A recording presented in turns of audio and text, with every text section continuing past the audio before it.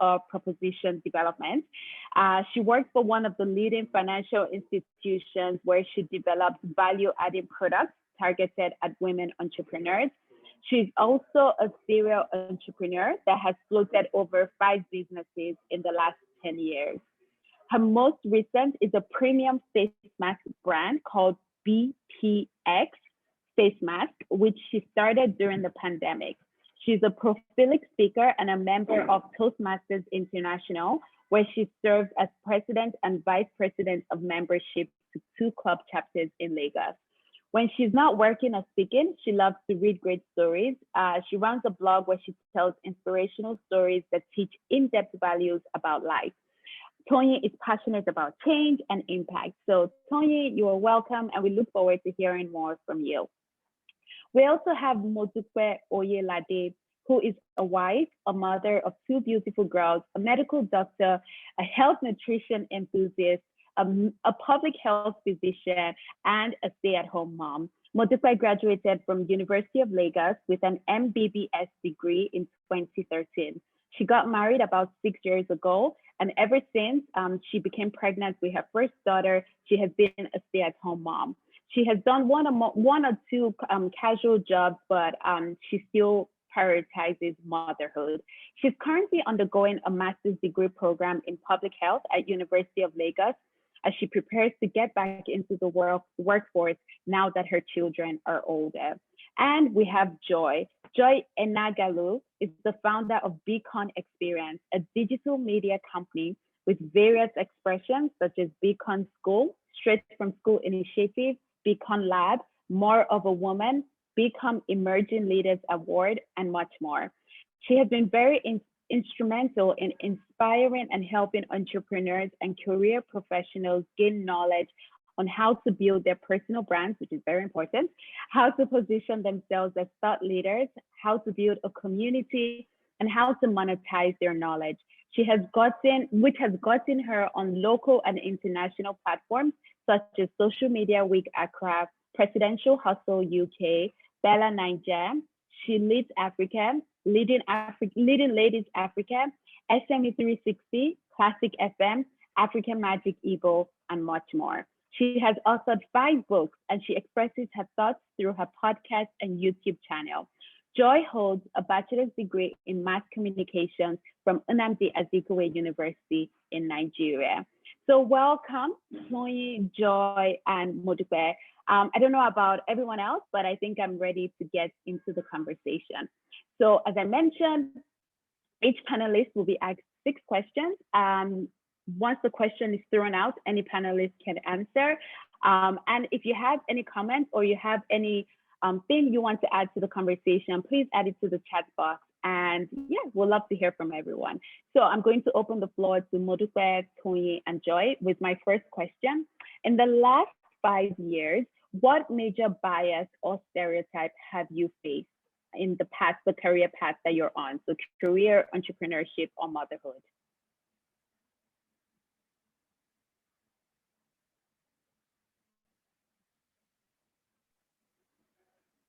Okay, I guess Okay. I'll open the floor.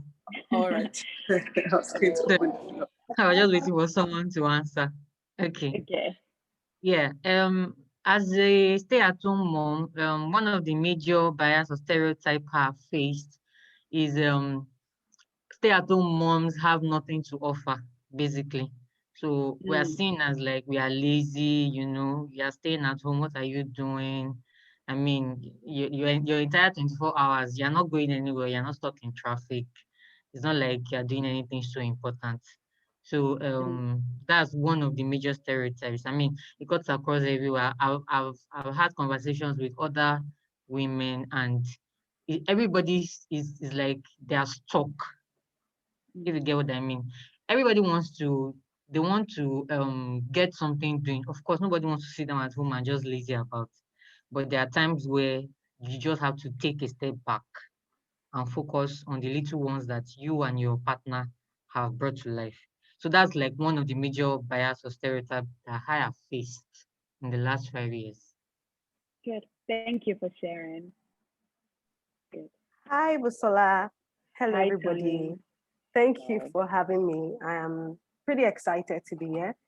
Okay, so I'd like to start by first tracing back to where biases are formed. Like you said in your introduction, biases are like belief systems or core belief orders that somebody holds, and then there are major assumptions that you just make about a group of people, and you practice it on those people based on your core belief. So before I even begin to mention where I experienced biases, especially at work, I like to say that growing up in my own home, I was exposed to both my mom and my dad doing chores. They washed clothes together. They helped in the house chores. In fact, I have just brothers, and we all had our favorite chores. Everybody just did whatever they wanted. In fact, I didn't like washing plates at all, and I always found a way to escape it by begging my brother that loved washing plates. So it was a shock to me when the first time was about 10 years ago, no, 10 years now, or 9 years ago when I went for service in youth service. And I joined OBS. I was in boosted with Bauchi State. So I joined OBS on camp. I was one of the few girls in that team, but there were more boys. So one afternoon I was telling them, you guys leave your dishes around. Everywhere is so dirty. Why don't you wash your dishes? And one of them just said, don't you know it's your job as a girl to wash dishes for us? I was so shocked. I'd never heard that kind of thing before. Coming from a house where my brothers washed dishes, my brothers cooked, and my dad did laundry. It was so surprising. And then I asked him, why would you say something like that? He said, because in my house, I sit down, my mom and my sisters wash the dishes. So that was a stereotype being used on me, because that was what he grew up with. Because children learn by seeing and by hearing, and then they are able to apply those things as they grow when they see that this is what is being practiced. So coming into the banking system, I recall that a lot of people expected me to work a certain way. They just tell me, you're hardworking like a man. And I'm like, how am I hardworking like a man? I am hardworking like myself. I do not understand. And I get remarks like, you should be thinking of other career choices because you're not married. That's why you're so hardworking. Once you get married, it will stop because you have to take care of your family. So those things it could be all be traced back to these people's core beliefs and assumptions based on how they watch their parents do things and how they were ingrained by the society that we live in. They also saw it being validated in other people's homes. So they assumed that this is how women in business or in workplace should be. This is how they should look like. Don't talk too much. You are too expressive. You should be calm when men are speaking. Those are certain biases that I know that I experienced. And it's sometimes it's subtle, but sometimes it's just outright. And I just see it and I'm wondering, how did you grow up? How were your parents able to train you to be such a person? But it's not just against women. Biases and stereotypes are against everyone. We have stereotypes against men, things like, oh, men should be hardworking, men should earn more, a man should be the provider. So those things, it's not only against women. And I know we're here to discuss bias, gender stereotypes. I just needed to mention that stereotypes are not only against women. Stereotypes are against everyone. There's stereotypes against ethnicity. There's stereotypes against races. There's stereotypes against a certain group of people and against gender as well. So it's cut across. But for women, we like what Modupe was saying, it's like you can't win. You're in the workplace, there's a stereotype. You are at home, there's a stereotype. You are in business, there's a stereotype. There's always something that has been ingrained from childhood into adulthood that has now been solidified. We have adults who can't think that women can be better trained in that manner. Yes. Thank you very much for sharing, Tony. And what about you, Joy? What major bias or stereotype have you faced?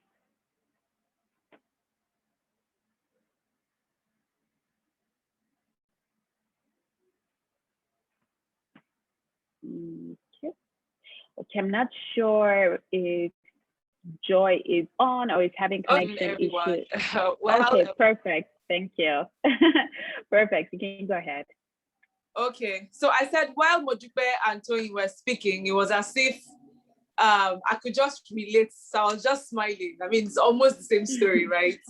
So from my own end, as an entrepreneur, I started business at the age of 18, basically learning the ropes, failing as much as I could, you know. And I think the first thing I ever heard was, "You're a feminist." I'm like, how? I never communicated that to you. Where did that come from? You know? And funny enough, till date, people still say that, even though for one day I have never come out to say or label myself as a feminist. I have never used that word on myself, that label of myself, but somehow everyone just says, okay, she's a feminist, right? That's number one. Number two, one of the stereotypes I face is people say, oh, you're too expressive, you know. I've had some of my male friends ask me, as they do like this, you feel stay for man house. You should just say you feel stay for man house, you know. That's some of the things I get to hear. And I'm like, why can't I stay in a man's house? Am I the first female entrepreneur ever to exist? No, right? So why can't I stay? In fact, I've had a friend of mine who looked me in the face the day we were having lunch, and as we just eat, I just noticed he was staring at me, and I'm like, what? What is it? And he just goes, the man that will marry you will enjoy you. And I'm like, okay, tell me more. He's just like, but the issue is that, as I am, I can't marry you. And I'm like, why do you think you can't marry me? And he says, because I won't be able to control you. You are too stubborn. And I'm like, how? Have I done anything here? You know? I also remember a time I went to the movies with a male friend of mine, and as you know, they were buying the drinks, the popcorn, and I was trying to pay for the ticket as well. So immediately I brought out my card and I was like, oh, have it. And the next thing he just said was, oh, you want to show yourself. You want that your small business, you want to show that small change is coming from it. And I'm like, really? So you think I'm running like a tiny business that a tiny money is coming out from it, and I'm managing myself? Interesting. Just because I'm female, you feel like I don't have money, right? So all these things together, and that's just like for this level that I am on. When I was much more younger, trying to build my business, then I was like 20 years and all of that. My goodness. It was almost as if for me to move forward, I have to settle some kind of persons here and there. And the settlement had to be in kind, you know? When you're having this meeting, they start staring at you like, oh, you're a beautiful girl. You're a beautiful girl. I think we should hang out. I'll be at this hotel, and I'm like, okay, hold up. I know where this is headed. Okay. I just came here for business and for you to help me. That's all. I did not come for any other thing, please. You know? And that's just on the male side, right? Because even the stereotypes too, some of them also come from our fellow women as well, which sometimes breaks my heart, you know, comes from fellow women. They just feel like, okay, because you are doing something and it feels like people are knowing you, you're not doing shakara. That's how they put it. And I'm like, what are you even talking about? What are you saying? Can you even hear yourself? You know, sometimes I'm like, okay, let's hang out, let's do this one. And they just go, no, please, or anything that has to do with women, please. I don't want that, because they'll just go there now, start gossiping, start bite. And I'm like, what are you talking about? I don't understand this. I can't relate, because the women that I hang out with, the women that I share with, they are forward-thinking women, right? So they don't just sit and talk about people. No, they don't do that. So I don't understand the circle that you belong to, but the circle that I am in, we have very focused women that are doing amazingly well, right? And you know, all these crazy stereotypes. So in as much as we have one from maybe society and then from men, we still have the ones that come from women as well. So that's I would say in a nutshell has been my experience so far. Yeah. Well, thank you for sharing. I do agree with you. We have very, very focused women that are doing well. unfortunately, you know that saying, it's the empty vessels that make the loudest noise. So we don't really hear a lot from them or about them. And I think that's why this environment was really something we wanted to do, to be able to hear more from women doing well. And it's good to see that everyone has, they've identified these biases.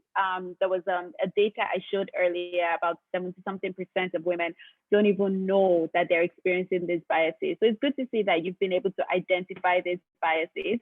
And I'm looking forward to hearing more on what some of your solutions are, or how you've been navigating these biases throughout the years. So let's go to question 2. How did you identify these stereotypes? I know you already mentioned sometimes people said it to your face, but how else did you identify this stereotype? Maybe Modupe, you can go first. I don't think, would someone have said that they think you're lazy or you don't do anything to your face? How did you identify this stereotype of being a stay-at-home mom? Oh, okay. Obviously, they won't say it to your face. You know how this society is. They give you, they say some things that suggest, so you just catch it. They don't have to say it. If anybody comes to you and says it to your face, is it that the person is an older woman, because they feel like they are older and they can talk to you.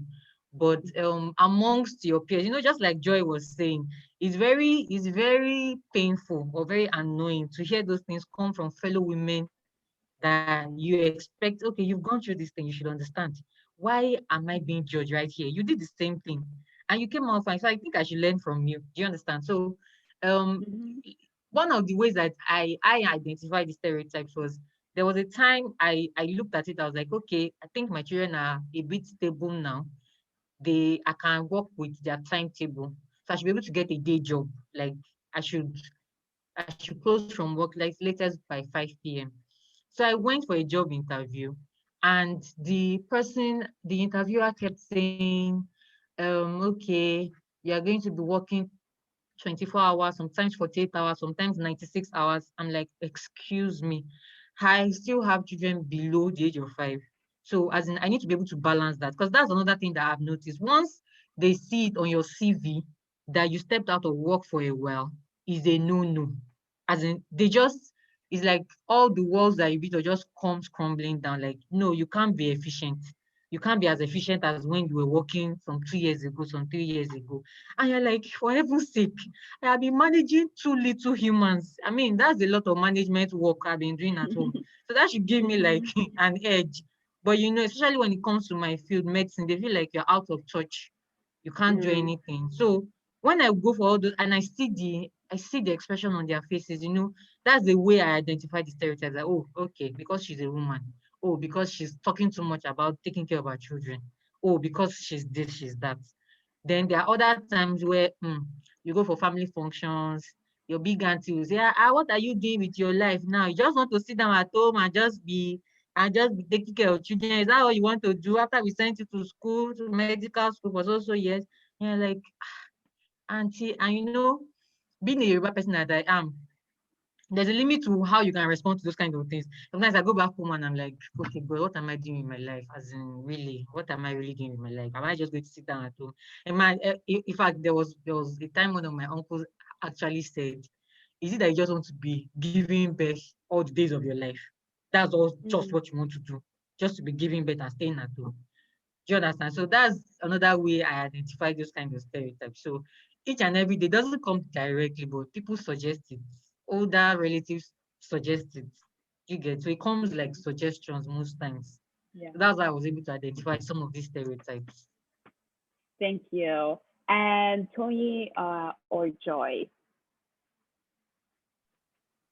Okay, so I'll just like to pick up from where Modupe stopped. It's it's sad to see that we're in 2021 and our biases keep growing with our generation. From generation Mhm. to generation, they keep Mhm. being transferred. And it's not surprising, like I said, it's a core belief. So it's a Mm. it's a lifestyle that is being portrayed to children, and it's a choice that children are being. It's a path that children are being guided towards that makes them grow up to feel men should be a certain way, women should be a certain way. So, like she said, biases are not only against women or men. They're not only when men have it against women. Stereotypes are also from women to women. So I know that when I was working in the bank, I had a very dedicated boss. The first person I worked for in the bank, she was so dedicated. She was very thorough. She was really detailed, and she took nothing less than the best. And she was labeled a wicked person because of that. She was labeled. She was labeled. She said they kept saying things like she can't have a happy home. A woman that has a happy home can't be working this way. And anytime I just say, "Oh, I work for so and so," how do you cope? That woman, does she have children? And these were comments from other women. I'm sure a woman that has children cannot behave a certain this way. And I was just trying to learn our work ethics because I really appreciated what she was doing. I loved how she had control over every task given to her.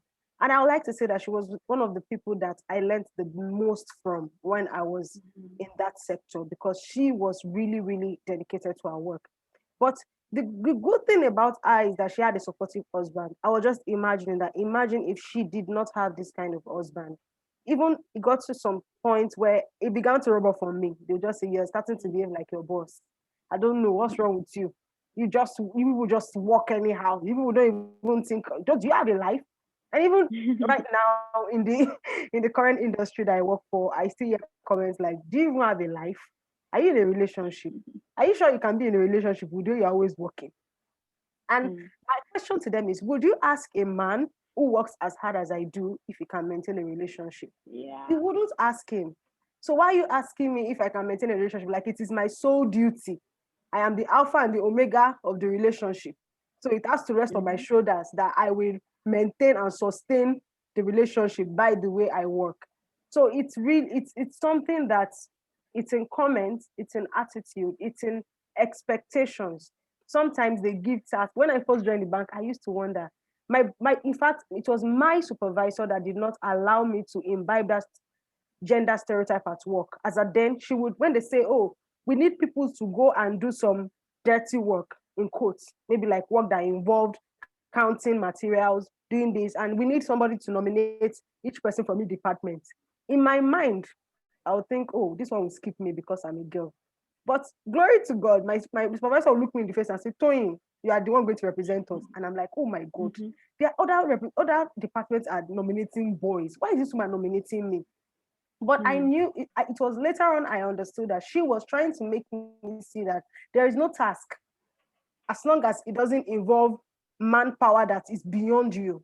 There's no task that is too dirty for you. Because if you begin to selectively choose what you want to do, it will limit the kind of things that will come your way. They'll say, if you want serious work done, better don't give it to that girl. She's too lazy. So it's in the expectations that is being put on you. It's in the kind of things that are being brought to you.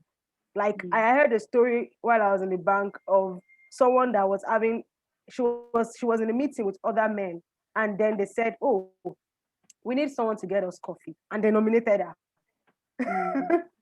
And she was like, "Why can't you nominate other people that it's a great thing. There are some people that usually their job, like an intern, would get coffee, but because I am the lady among you, you just honestly assume that, oh, you are the lady, you do these things at home now, get us coffee." You understand? So it's in the kind of task that you're given sometimes, and it's in the body language. When you do something, it's like, now what? And you call yourself a girl, you call yourself a woman. So it was easy for me to identify those stereotypes by the way I was treated, sometimes different from my male colleagues. Okay.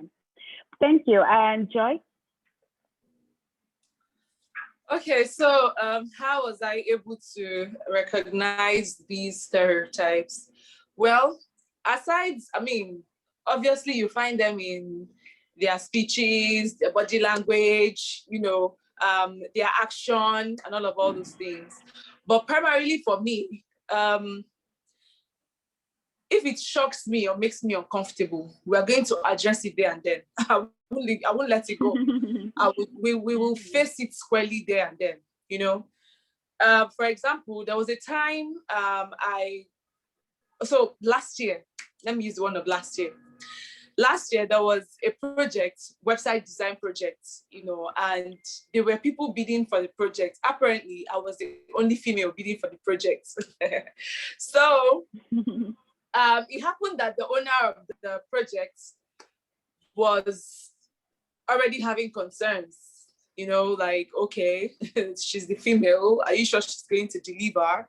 And funny thing was that already the pitch deck that we sent had links of things that we already built. So it was not even a question of can she do it? It's a question of what has she done? And she has it right there, right? So just look at it and then decide. So thankfully, I had somebody who was, giving me feedback, and thankfully, she was also, one of the focused females as well. And in fact, the moment she told me what the guy said, I was already feeling very uncomfortable. I was already wishing he said that to my face so that we will face it squarely there and then, but thankfully she was there. So she did it on my behalf, and she just went ahead to tell him that, see, for the fact that she's even the only female bidding for this project, already shows you that she owns the job. And then she started to talk, and more than just talking, she opened the links. I was like, see what she has built, sleek, this, that, just talk and talk. And eventually we got the project. Funny enough, I got a call on Wednesday from the same guy telling me that he wants my company to build another website for them, So usually you see it in their action, their words, and sometimes some of them talk out of ignorance, to be honest. They just talk out of what was passed on to them, like what they know. Okay, she's a lady. She's in tech. Okay, that means she's going to be stubborn. She does not have a boyfriend. She's not married. She's going to be rude. Maybe she's going to be more of a tomboy than a female. And I'm like, sometimes when my friends, so last 2 years, I went for a dinner award, and usually, because of the nature of our job, you would usually see me on a top like this and a trouser. So I have a lot of that with sneakers. It's usually my go-to dressing because I don't have to waste time thinking of what to wear. I just grab this, and I'm headed where I'm going to. So at that dinner award, other entrepreneurs that I've connected with online, that know me online and all of that, we all happen to meet ourselves. And 90% of us were meeting ourselves for the first time physically at that event. So it happened that I wore a very, very, very amazing dress, I dare say. It was it was what, I don't know what they call this style, but it just did not have the hand. This whole place was open and it had a slit, and a guy took it upon himself to come and meet me. And first of all, he was like, wow, Joe, is this you?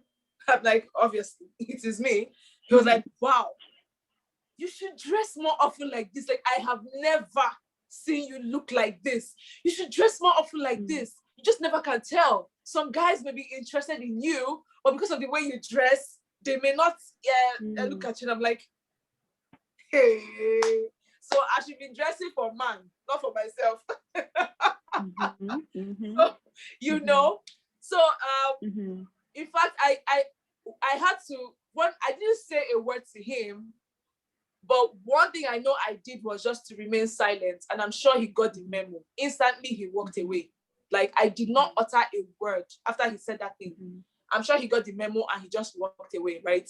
So, just like Toyin said, you find it in their action, in their words, their body language.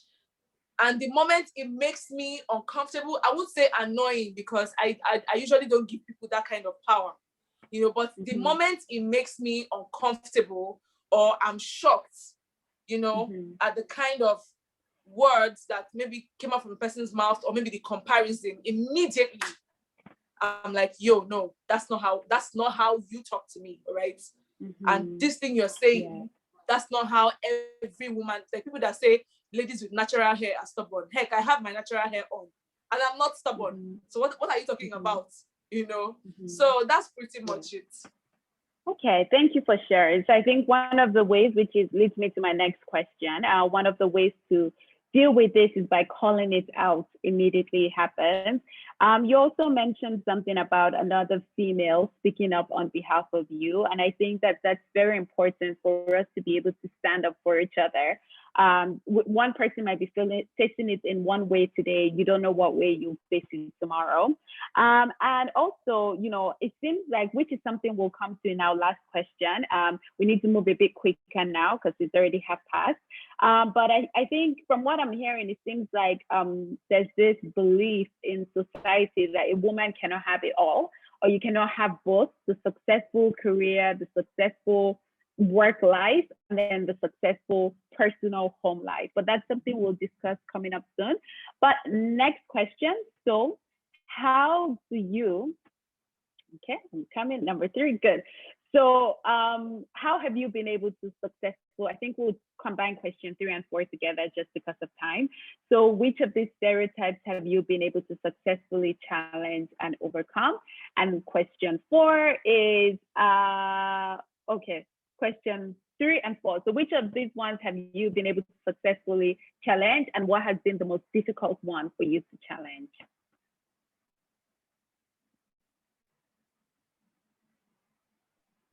Okay, I'll go first. Thank you. All right. So like you mentioned, that belief of women cannot have it all.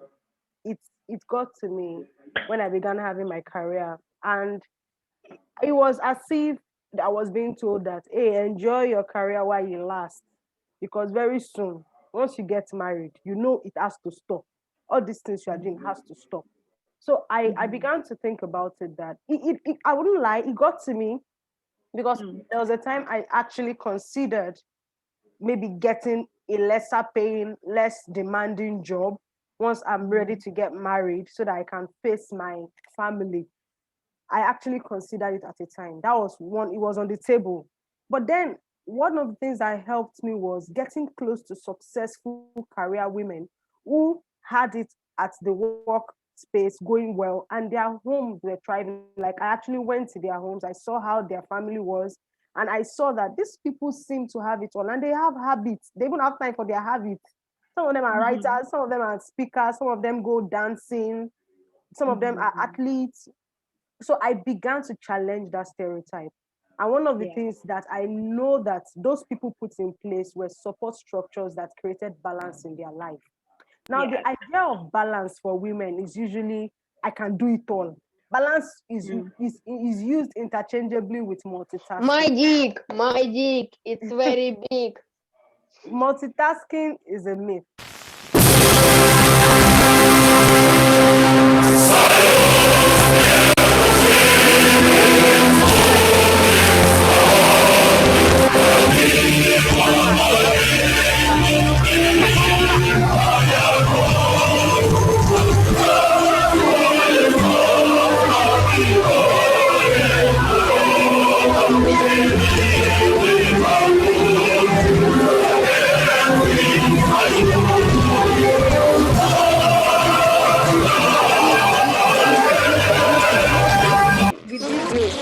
Big.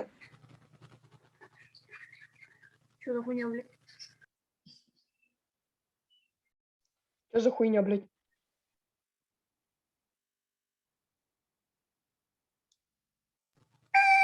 Okay. There are I about think we're 3 being- Zoom.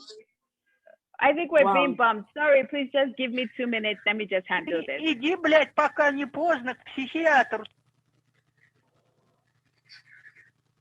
Хули ты палишь нашу группу?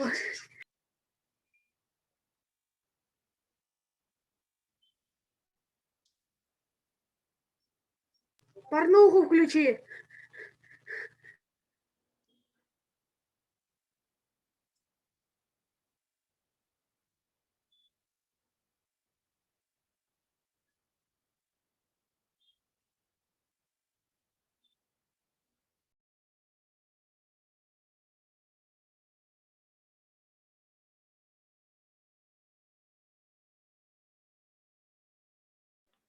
Okay, I think we've successfully removed them, and then we would check who we are letting in. Okay, I think we're good. I'm sorry about that. I know you were in the middle of a thought. So you can go ahead while I'm sharing screen again. Thank you. Okay, thank you, Busola. That was really traumatic. I know. Sorry about that. I didn't even notice for the first one. Okay, All right, I'll create a you. password for the group, but please go ahead as I'm doing all of this. Please. Okay. Okay. So as I was saying, that particular stereotype was beginning to I was beginning to accept that okay, I had to play it down once I was ready to settle down and get married. But getting close to successful women, I realized they had support structures in place. They were not doing everything at the same time. They were not in charge of everything. They outsourced a lot. They had nannies, they had helps, they had a driver. They used the money they were making to buy comfort for themselves. So I now thought about it and said, okay, what can I do? Because at that point, I was working for another very amazing boss. So I opened up to her and I said, I feel a lot overwhelmed. I feel like I'm losing grasp of my personal life because of my work. And she said, that's because you're doing it all by yourself. And she gave me an example of herself. She said, I don't have a driver because it's luxurious. I don't have a nanny because I just want to feel bougie. I have them because it is necessary for my work to go on. I want to be at work knowing that my children are being taken care of properly. And I want to leave work being able to relax while on my way home. So I then stopped. I used to do laundry myself then. Very stressful. I didn't have a washing machine at that time. I would work Monday to Fridays and my work was very far. I'll come back and start doing laundry. So first thing I did was I outsourced my laundry. Not to my parents because my mom was saying, bring it. I said, no, I'm teaching myself something.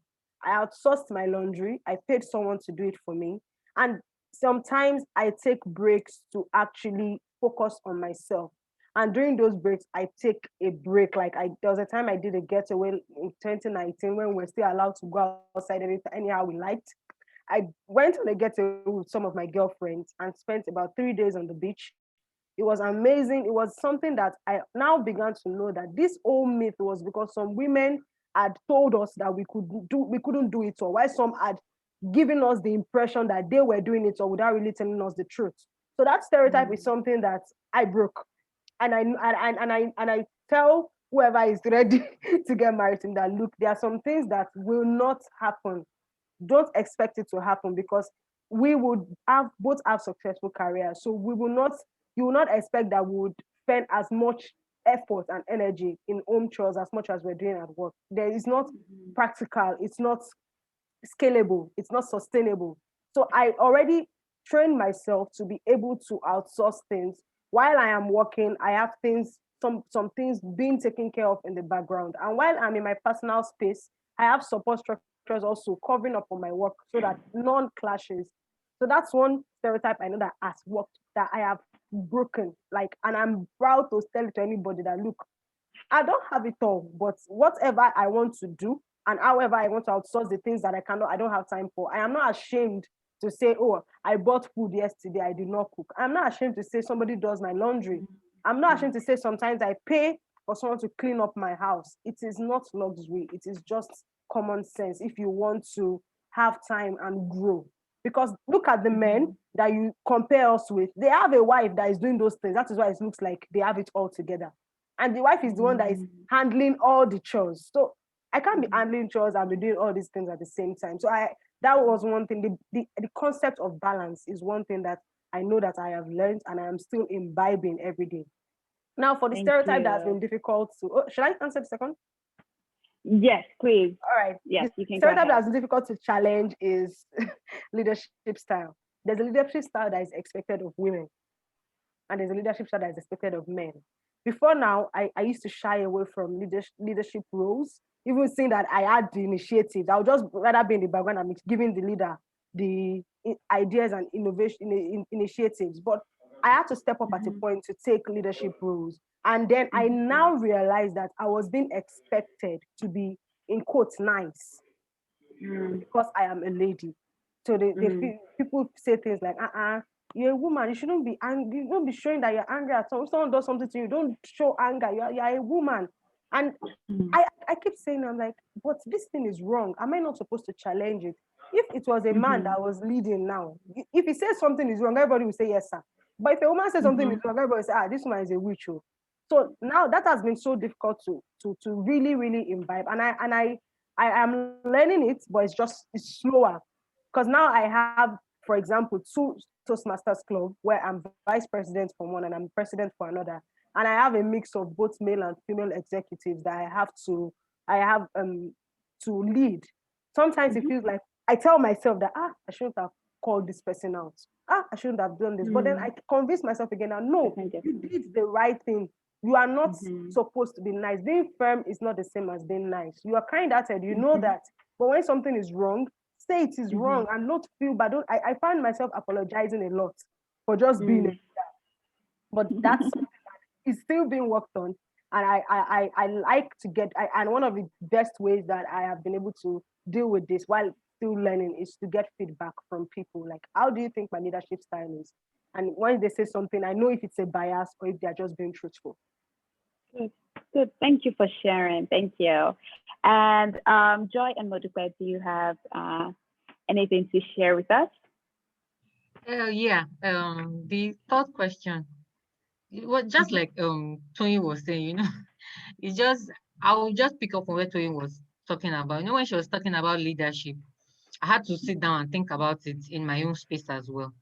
As a wife or even as a woman, when you are beginning to talk to maybe an electrician or a carpenter and you are taking decisions on behalf of your home, they look at you and like, no, where is Oga? I mean, there was a time I went somewhere, I was talking to someone, and the person said, you can't be talking, where is your Oga? I said, excuse me, I am taking decisions on behalf of my home. So whether my husband is here or not, can you do what I asked you to do? And I was like, no, your Oga. I said, he's not my Oga. He's my husband. He's my partner. He's not my boss. He's not the one telling me what to do. Do you understand? So many people look at it and like, this woman, she just permit me to speak pidgin. She just sit down for her house. They take care of children. What did she they do now? So many of them are always like very surprised when I'm like, okay, let's do this way, do this way, do this that way. I'm like, but it was your husband that called me. Why are you the one giving me the decision? I mean, I had a welder once come to do something in the house, and I told him, okay, do this, do this, do that, and he was like, no, he wants to see my husband before he can do anything. And I'm like, really? So I'm that useless. Like I don't know who mentioned it, whether it was Joy or Tony, that thank God for people who have supportive husbands. My husband has never for once looked at me like, okay, I just sitting down at home and doing nothing. In fact, even times where I go crying, because I will not lie to you, even sometimes as a stay-at-home mom, sometimes I get depressed as in I'm like, okay, where are we going? All these things, emotions coming. And he will always tell me that don't look at it like you're not doing anything. For you being at home, that's why I am at rest and I can go out and do what I have to do, knowing that someone is taking care of the children. And when I come home, everything is fine. Not that I have to be running helter skelter. Both of us are running helter skelter at the same time. So he always gives me the assurance that you are staying at home does not mean that you are less of me or you are not a career woman and getting it all and doing everything. So he keeps encouraging me and I keep taking it. So when I decided to go for my master's, because I realized in the medical field, like I said, if you have been out for a while, you need to keep updating yourself so that you don't lose track of what you are doing. So while I'm at home, I attend seminars. I go for seminars. I mean, children are in school, so I can as well go out and attend seminars, find out what's happening, read publications, get myself involved in research work that I can do while I'm at home. So I went into masters, and masters in Unilag is stressful. It was full time, but it was stressful. I had to combine, okay, I'm in school. And like I always say, this adult education thing is not easy. It's not as easy as when we were younger. So I had to balance taking care of these kids at home, taking care of the home front, and going to school. So I had to outsource. I had to get somebody. I had to get someone that will come and be cleaning my house. I had to get someone that's okay. Thankfully, I had a washing machine. So, I mean, I just schedule one day and do all the laundry. I had to So I read a tweet where somebody said, if you are not, it's a shame for a woman who is not cooking and she has to go out to buy food. I'm like, I don't think this person is ready for anything that has to do with the home or her work. How can you say it's a shame? I buy food. I mean, when I can't cook, I buy in liters of soups. And I know that, okay, it's only maybe the swallow or the condiment that will go with it that I have to cook at home, because you have to balance it. Whether you are in career or you're at home, you can't do everything. You will just shut down. Do you understand? You can't do everything. So those are some of the ways I have been able to cope with stereotypes. I outsource. I'm not even working. See me outsourcing. By the time I now start my business, I'll start my work now. What will happen? Do you understand? So my other will tell you, see, if you can't do it, pay somebody to do it. Don't stress yourself. Pay someone to do it. And I listened to Ibukun Awoshika I think it was 2 years ago. And I wanted to listen to her because I needed to know, okay, that by the time I go back into my occupation, I am going to be busy. I know. I would have to be traveling. I would have to be doing some international travels and everything. How do you balance it? And she said, I had a driver. I made sure that even as much as I was busy, I took out time to at least bathe for my last born, because she said our last child, the number of years between our last child and the previous one was quite much. So she said, even there's nothing at all, she will spend at least the first few minutes of the day bathing him and preparing him for school. During that time, they have a mother-to-child connection. And she goes to work, and the child knows that, okay, mommy has talked to me, I'm fine, I'm good. When I come back from school, if mom is not there to do my assignment, I know before I go to bed, we'll have a one-on-one, one-to-one talking. So I'm like, okay, so it's not so difficult. I mean, when they keep saying a career woman, you can't have this, stay at home mom, you can't be just in career, you can't be this, you can't be doing that. It's not, it doesn't always work that way. So one of the ones that has been very difficult to challenge and very difficult to sort out is the issue of women in the workplace, women who are mothers. Because I see that a lot of establishments don't even have any provision for a woman. Imagine a woman gives birth. In the next 6 weeks, we are asked to resume work. You're just getting back your body. You've not found a routine for yourself and your baby. You've not found a routine for your home. You are resuming work, and at work you can't concentrate because you keep thinking about the baby you left at home with grandma or an older nanny or something. And I've studied over time in other developed countries, they create a nanny, they create a crèche in the workspace.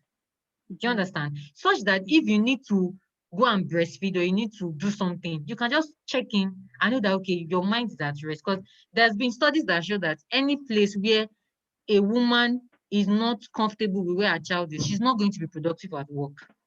So I think that's one thing that we still have to sort out in Nigeria, basically. I know Lagos State has tried. They give 6 months maternity leave. So that at least during that 6 months, the mother has everything planned out and everything. Federal government is still giving like, I think 14 weeks, which is not enough. I mean, we're encouraging breastfeeding, we're encouraging exclusive breastfeeding, we're encouraging that children should eat nutritionally and all these things. But how does a woman who has a little baby or little children cope with those kind of things and cope with challenges at work as well? So I think that's one that is very, very difficult to challenge. So we need other people like my resume said, I'm a nutrition enthusiast. So I'm very down to children should get the right nutrition, get the right things they need to grow and develop, no matter if their mothers are career women or stay-at-home moms. So that's one thing that I feel is still difficult to challenge in this part of the world. We don't incorporate child rearing or home front, even in the corporate world. Okay, good. Okay, Joy, do you want to add a little bit, just very quickly in the next 2 minutes, so we can still have at least 5 minutes for questions? Okay, so I'll say on my part, the one that has been, the one I have been able to challenge or overcome, the one I've been able to challenge is, the one of saying, I won't be able to deliver because I'm female, right? And one of the things that I know that I have promised myself is that whenever I'm given a job to execute, I execute it with all of the excellence in me. And, when I'm done, it's like, wow, and then they just call up again to want to do the next job. So it's not like I don't meet troublesome clients. In fact, all the troublesome clients I've ever come across are women. I've never had any troublesome male clients, funny enough, right? And let's just say there are few, some of them, we don't get to finish up the projects. They just take their project somewhere else. And I'm usually excited so that I can just breathe, right? So that's pretty much it. Then the one that is difficult for me to challenge is, well, it is still very much out there. And well, I don't know, unless the society just comes up to do maybe some sort of public service announcement or something. So I'm very much single, I'm not married, and I'm in my 30s, right? And so it's a huge problem for people like me, when they see you and you're like, eh. So my younger sister got married early this year, and everybody was like, oh, now that your sister is married, your own will come in Jesus' name. And I'm like, is my own lacking before? Why are you disturbing me? At some point in my life, I had my aunties were arranging husbands. That's why I had to be traveling to the village to meet different men, And for every one of them I met, I would just be pissed. Like, why? And this was right from my university days. They wanted me to get married on time, like at a very early age. But I mean, obviously, it's not my calling, it's not my destiny, So I think that's one that is very difficult to challenge. Letting people know that, see, just because a woman is in her 30s or because she's in her 40s and she's not married doesn't mean that she's less of a woman. It doesn't mean that she cannot still contribute to society. It doesn't mean that she can't still be anybody that she wants to be. In fact, I remember I had a friend of mine, funny enough, who lives in the UK. I expected him to be more, advanced in reasoning, but you can imagine having a call with me telling me that I need to tone down on the things that I do. I need to tone down on them because it's carrying men away, and that's why I'm not married at this age. That I need to take it easy, that men are getting intimidated. And no man will want to have a woman like me because they'll be scared that when they say one, I will say 10. And I'm like, where's all this coming from? You guys don't even know me. You don't even live with me. You don't even live with me. I can't even, yes, you know me, but I can't even successfully call you my friend because you don't even know the first 10 things about me, So this is something that we have to fight. And I know that it happens in every other culture, but particularly because I'm Igbo, and you know how Igbo people see women, like you have to marry sharp and all those things, right? So I think that's why in fact, what I've just decided to do now is when you're talking about it, before I used to fight and talk, but now I don't have that strength anymore. So when they're just talking, I just be like, okay, don't worry, God will do it in his own time. He will do it. That's just my default response, just so that they can shut up and I can move on. So that's one I know that has been very much difficult for me to challenge. But the other part of my job, I just stand up to it and just surprise them, and they're like, okay, good to go, and that's it. Good. Thank you very much. I'm so sorry I have to cut this short. Although the other two questions we had, you've answered them indirectly. So we had a question on work-life balance. So how do you balance? And that's something you already mentioned. So thank you very much, Tony, Modupe, and Joy. Thank you, everybody that came. I'm going to open it up for questions. But before I do, I'll just summarize some of the points that have been mentioned today. So we need a supportive system from men and from women for us to be able to thrive and to be able to rise up and challenge these stereotypes. There's absolutely nothing wrong with outsourcing. That's the best way to have balance in your life. I think also we need more representation of women who are doing it all, who are successful, and being able to learn from them. It's always, people who are struggling or, they're not really doing it that we hear about, but let's start hearing more success stories. I know we have some bloggers on this call and YouTubers, so please, create some content for us on more successful women that are doing it and doing it well. And I think we need to break that shaming cycle, that belief that if someone's not living life the way I think they should be living life, there's a problem with them. So for example, getting married young, not being a stay-at-home mom or being a stay-at-home mom, just coming to the realization that there's no one way of doing it. With that being said, I will open it up to questions. Does anybody have any questions? I know we're a small, intimate group, so if you don't want to type, you can unmute yourself and ask a question. And we only have 1 minute, but I understand if you have to go, it's a Friday and it's 3 p.m. If you have to go, you can go. But if you have any questions, some of us will still be on the call for about 5 more minutes. So you can ask questions and we can talk about it.